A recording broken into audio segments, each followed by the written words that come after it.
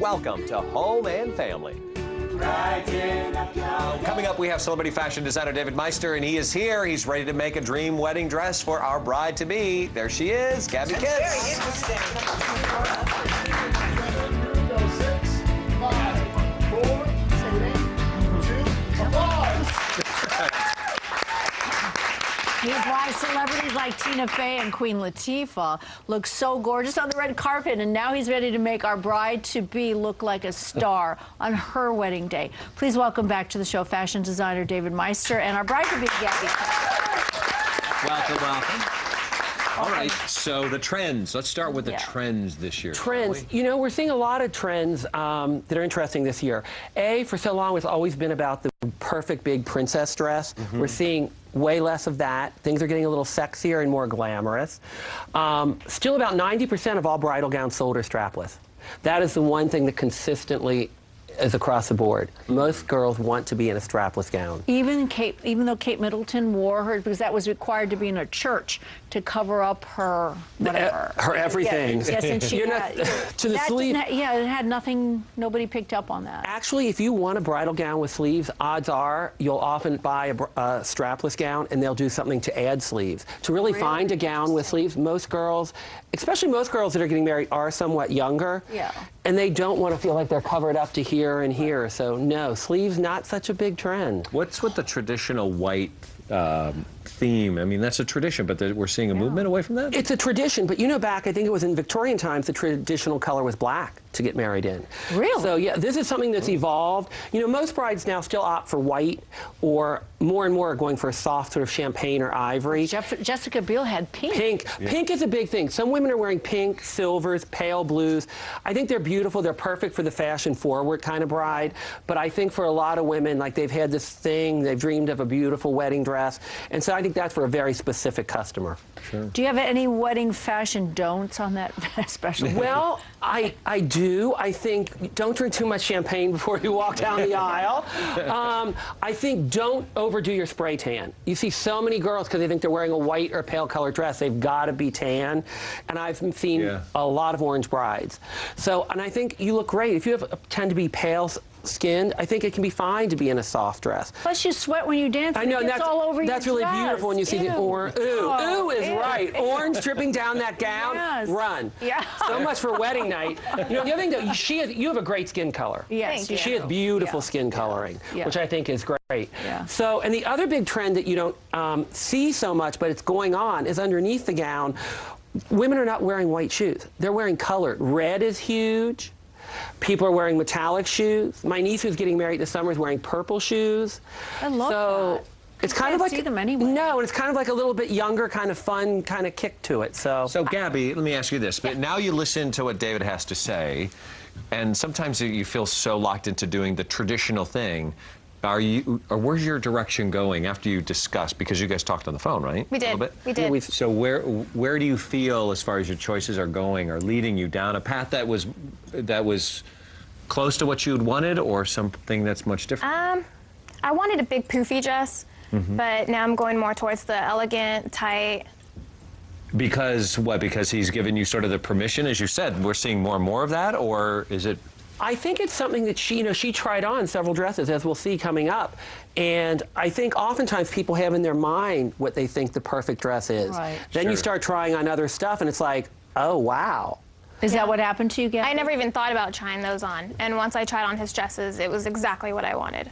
Wow. Yeah. So in other words, you kind of just start thinking outside of the box because of these sort of rules that we've put on ourselves that you're saying are now taken away. Get rid of the rules. And I tell people when they're in the store in general trying anything on, everyone puts themselves in a box. And they think, I can't wear this, this won't work on me, this won't work. And I always say, take one item that you say I can't wear. And I'm like, you're in that fitting room by yourself.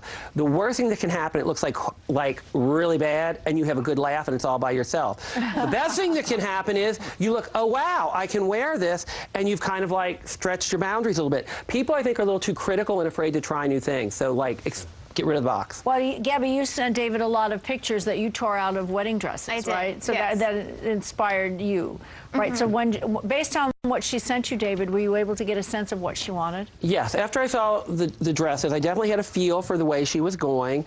Some of it I agreed with, some of it I wasn't so sure, but I pulled a bunch of different dresses to send to her so she could kind of go through and pull.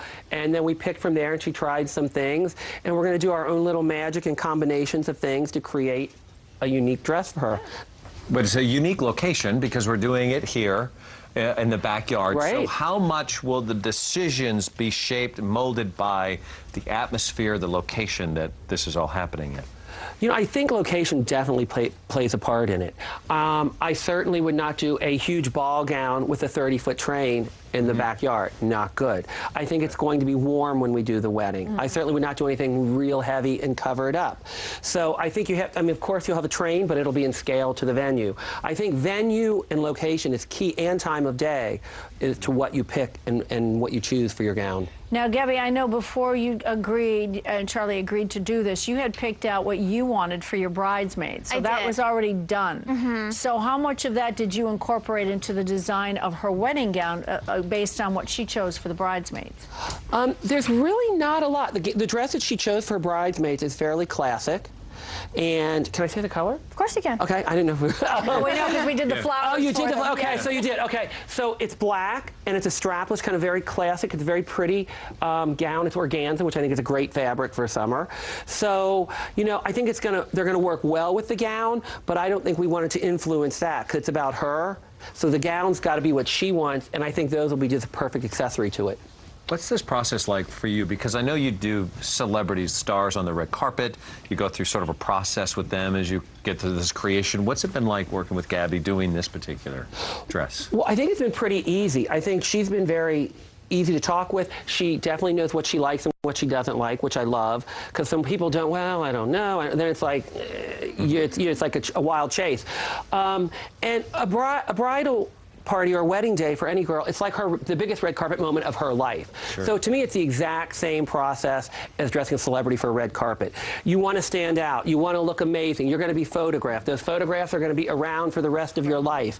So it's very much the same process. All right, when we come back, Gabby's going to make some key decisions about what she wants her wedding dress to look like so David can get to work.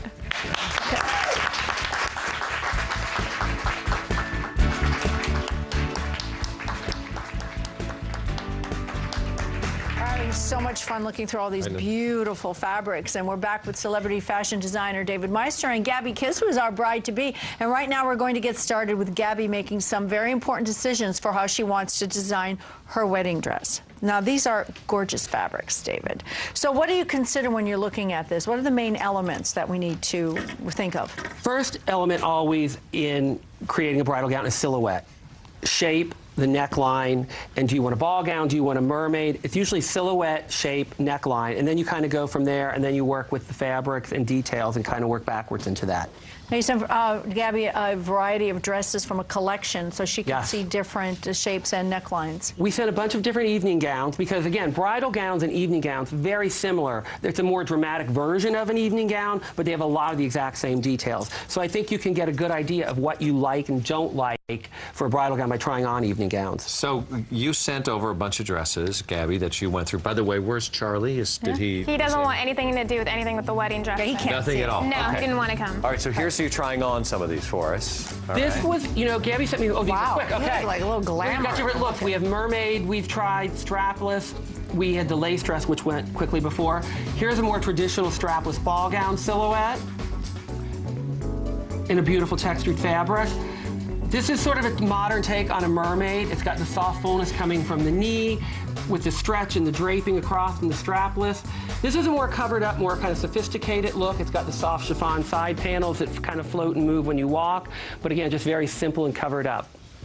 So, Gabby, of these 5 dresses, which silhouette and shape did you want for your dress? Of these? I was leaning more towards the teal one. I like the teal one being sweetheart. This one right here? Yeah, that one. The second one? It is. Okay, second one. Yeah. I like the sweetheart neckline. I liked the mermaid, how it started up high on the waist. And I think, you know, what we've learned also from her trying these dresses on, and we've pulled some different elements from different things. I had sent some sketches as well. You know, Gabby had also really responded to like the bow detail over here. She likes to take on bows. So I think, you know, working from this as our core, the idea of this sexy strapless with this kind of dramatic draping and mermaid will do a great train. And we're going to work some of these other elements into it that she likes. Well, I know, Gabby, you also liked the one with the strap in the back. The one in the middle and the top, yeah. Yes. The very bare, sexy halter that's very low in the back and the beading around the waist. That's a very, very sexy take on a bridal gown. And I think it's interesting, even from where we started, how she's kind of come to this silhouette, because that was one of the silhouettes she originally said she didn't think she'd like or want. So I think that's really interesting. And I think from there, then it's about color, you know, and as you can see from the table here, tons of different colors and laces. You know, there are a million different shades of white. A lot of people, and I think to my personal taste, is it's a soft white. It's like a soft, they can call it candle glow, champagne, ivory, whatever you want to call it. But it really works well against most skin tones. It's much softer than trying to do a white. And again, I talked about bad tans before. A lot of times when people go with the stark white, they feel like they really have to amp up the tan factor. Now, what about the fabric itself? What should it feel like, and how should it flow? You know, for a shape like we're talking about, it really needs to have some body to it. It needs to have some stiffness so it holds a shape. So it's still soft and airy, but it holds a shape. Right. Very important. You know, so I think, you know, we've kind of agreed that we kind of are liking these soft ivories, which I think is a very smart move also. And, you know, we have the silhouette that we love, and we're kind of going to work from there. We're going to start some things, and we're going to have our fittings, and we'll kind of proceed from there. How do you kick it up a notch with the decorative? Kick it up a notch. Yeah. I like that. Kick it up a notch. Well, we are going to do some beading. You know, beading is beautiful on bridal gowns, so we're going to do some very ornate beading on it in places to make it special. You know, I think that looks great too because it throws a little shimmer. And what I love about beading when you're getting married outside in the summer, the sun, and anything that shines, the way the light will catch and sparkle off of it. Yeah. So that makes it very pretty and special also. But you can go too far with that, yeah? If you're not Oh, you can go way too yeah. far. But I'm doing this. Yeah. So we don't have to worry about that. I know, but if you get a bride who's like, more beads, more beads, there you are gotta some brides that get lost between off the list. Scarlett O'Hara and the hoop and the beads and the lace, and it's like, it's like you just want to run up and start. You know, like Cinderella's stepsisters kind of ripped her to shreds. That's what I want to do. You're like, wait, no. I'm not saying that's you, Gabby. I'm just No, saying don't worry. that Not going to happen. Good hands. I have David. It's a word to our viewers that. Yeah. All right, so pull it together for us. We're going with what, and what? Okay, we are going with the silhouette. It's going to be very similar with a few tweaks to this.